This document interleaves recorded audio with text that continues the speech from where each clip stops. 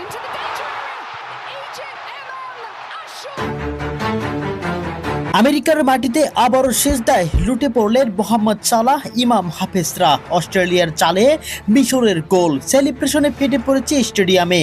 তবে খেলোয়াড়দের মাঝে দেখা যায় এক অন্যরকম উদযাপন। গোল করেই স্মরণ করলেন সৃষ্টিকর্তাকে। আমেরিকার মাটিতে সিজদায় লুটিয়ে পড়লেন মুসলিম দেশের ফুটবলাররা। মিশরের মোহাম্মদ সালাহ, ইমাম আশাউরদের এই সেলিব্রেশনে ইতিমধ্যেই মুগ্ধ করেছে সোশ্যাল মিডিয়ায়। রাউন্ড অফ 32-এর গুরুত্বপূর্ণ ম্যাচে আজ অস্ট্রেলিয়ার বিপক্ষে মাঠে নেমেছিল মিশর। মোহাম্মদ সালাহকে নিয়ে প্রথম থেকেই অ্যাটাকে খেলতে থাকেন মিশর। অ্যাটাকের পর অ্যাটাক, শেষ পর্যন্ত 12 মিনিটে গিয়ে গোল করেন মিশর।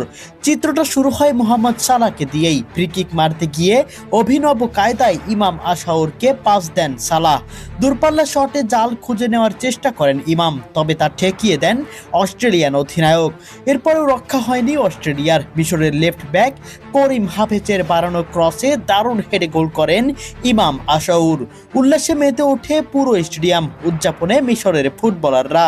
তবে এটা বাকিদের মতো উদযাপন নয়। আমেরিকার মাটিতে গোল করেই সিজদায় লুটিয়ে পড়লেন মিশরের ফুটবলাররা।